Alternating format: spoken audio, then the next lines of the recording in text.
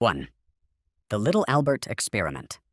In 1920, psychologists John Watson and Rosalie Rayner wanted to discover whether fear could be created through conditioning. Their participant was an infant known as Little Albert. At the beginning of the experiment, Albert showed no fear when researchers placed a white rat in front of him. He appeared curious and even tried to touch it. The researchers then introduced something terrifying. Whenever Albert reached toward the rat, Watson struck a steel bar with a hammer behind the child. The impact created a sudden, extremely loud sound. Albert immediately became frightened and began crying. The researchers repeated this process several times. Albert saw the rat, reached toward it, and then heard the frightening noise. Eventually, the loud sound was no longer necessary. Albert began crying simply because the white rat was placed near him. His brain had connected the harmless animal with danger. The fear also began spreading to other objects. Albert reportedly reacted fearfully to a rabbit, a dog, a fur coat, and even a Santa Claus mask with white hair. The experiment demonstrated that fear could be learned. However, the researchers had intentionally created severe fear in a baby who could not understand what was happening or provide consent. Albert left the hospital before the researchers attempted to remove the fear they had created. There is no reliable evidence that he ever received proper treatment. The experiment became one of psychology's most famous demonstrations of conditioned fear, but it also became a major example of how vulnerable participants were once treated as tools rather than human beings. 2. The Monster Study. In 1939, researchers from the University of Iowa conducted an experiment involving 22 children living in an orphanage. The researchers wanted to understand whether criticism could cause or worsen stuttering. Some children already had speech difficulties, while others spoke normally. The children were divided into different groups. One group received positive feedback. Researchers praised their speech, encouraged them to speak confidently, and told them they were improving. The other group received the opposite treatment. These children were repeatedly criticized for small speech mistakes. They were warned that they were beginning to stutter and were told not to speak unless they could do so correctly. Some of these children had never experienced serious speech problems before the experiment. Imagine being a young child without parents present to protect you, while an educated adult repeatedly tells you that your voice is defective. The criticism reportedly made some children anxious, embarrassed, and reluctant to speak. Some began avoiding conversations. Others became extremely self-conscious whenever they tried to communicate. The experiment became known as the Monster Study because of the cruel way vulnerable children were treated. The children were not properly informed about the research. They could not provide meaningful consent, and many did not even realize they were part of an experiment. Researchers later debated whether the study actually caused permanent stuttering. However, the emotional harm was the main ethical problem. The experiment showed that negative labels from authority figures can deeply affect a child's confidence, behavior, and willingness to communicate. But the researchers learned this by deliberately humiliating children who had almost no power to protect themselves. 3. Harry Harlow's monkey experiments. During the 1950s and 1960s, psychologist Harry Harlow conducted a series of experiments involving infant rhesus monkeys. At the time, some psychologists believed that babies formed attachments to their mothers, mainly because mothers provided food. Harlow wanted to test whether emotional comfort was more important. He separated infant monkeys from their biological mothers and gave them 2 artificial substitutes. One artificial mother was made from bare wire and provided milk. The other was covered in soft cloth but usually provided no food. According to the feeding theory, the monkeys should have preferred the wire mother because it gave them milk.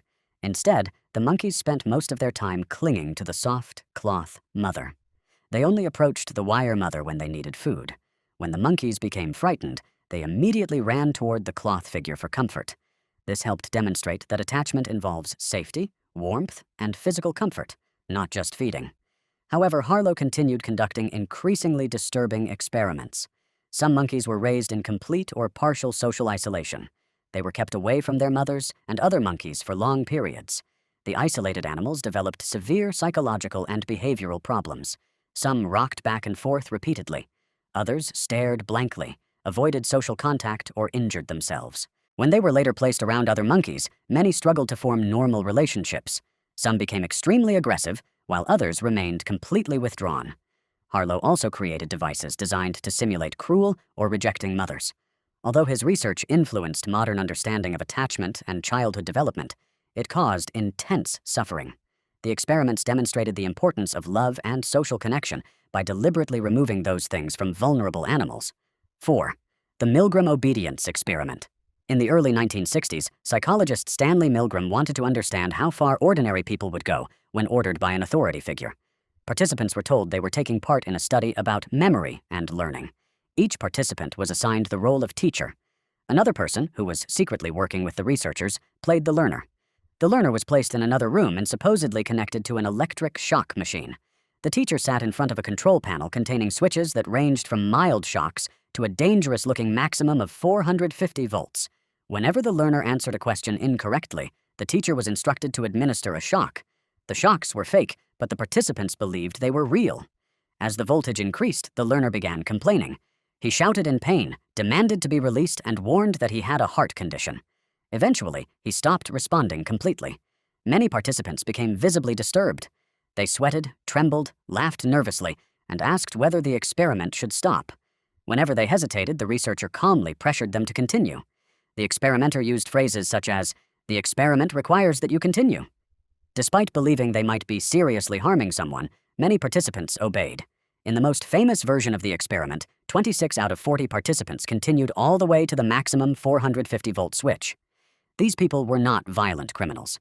They were ordinary members of the public who felt that the authority figure had accepted responsibility. The experiment suggested that people may act against their own conscience when they believe a legitimate authority is in control. However, participants experienced extreme emotional stress and were heavily deceived about the true purpose of the study. 5. The learned helplessness experiments. In the 1960s, psychologists Martin Seligman and Stephen Meyer conducted experiments involving dogs and electric shocks. The animals were divided into groups. Some dogs were able to stop the shocks by performing a specific action. Other dogs received shocks that they could not control or escape. No matter what these animals did, the painful experience continued. Later, the dogs were placed inside a box divided by a low barrier. One side of the box delivered shocks, while the other side was safe. Dogs that had not previously experienced uncontrollable shocks quickly learned to jump over the barrier. However, many dogs that had already been exposed to inescapable shocks did not even try to escape. Even though freedom was now only a small jump away, they lay down and endured the discomfort. The researchers called this learned helplessness. The animals appeared to have learned that their actions did not matter. Because previous attempts had failed, they stopped trying even when escape became possible. The idea was later applied to human behavior. People who repeatedly experience failure, abuse, or situations they cannot control may begin believing that nothing they do will improve their lives. They may stop looking for solutions even when opportunities become available. The concept became influential in discussions about depression, trauma, and motivation. However, the discovery came from deliberately placing animals in painful situations where they could not escape. The dog's suffering was not an accidental side effect. It was the central part of the experiment. 6. The Stanford Prison Experiment. In 1971, psychologist Philip Zimbardo transformed the basement of Stanford University's psychology building into a fake prison. Young male volunteers were randomly assigned to become either prisoners or guards. The prisoners were arrested at their homes, searched, stripped, and given identification numbers instead of names. The guards wore uniforms, carried wooden batons, and wore reflective sunglasses that hid their eyes. The experiment was supposed to last 2 weeks. It ended after only 6 days. Some guards quickly began behaving aggressively. They woke prisoners during the night, forced them to perform humiliating tasks, and attempted to control nearly every aspect of their behavior. Prisoners were sometimes denied access to toilets and forced to use buckets in their cells. Some were ordered to clean toilets with their bare hands.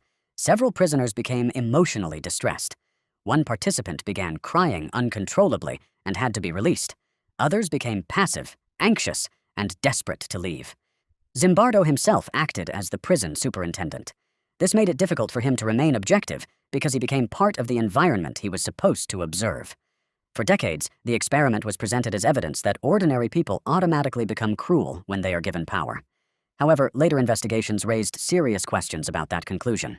Archived recordings suggested that some guards were encouraged to act harshly. Researchers communicated expectations about creating fear, powerlessness, and frustration. This means the guards may not have naturally become abusive simply because they were given uniforms. They may have been responding to pressure and instructions from the researchers. The Stanford Prison Experiment is now criticized for weak scientific controls, researcher interference, and serious ethical failures. Rather than proving that everyone becomes cruel when given power, it may show how institutions and authority figures can encourage people to participate in cruelty.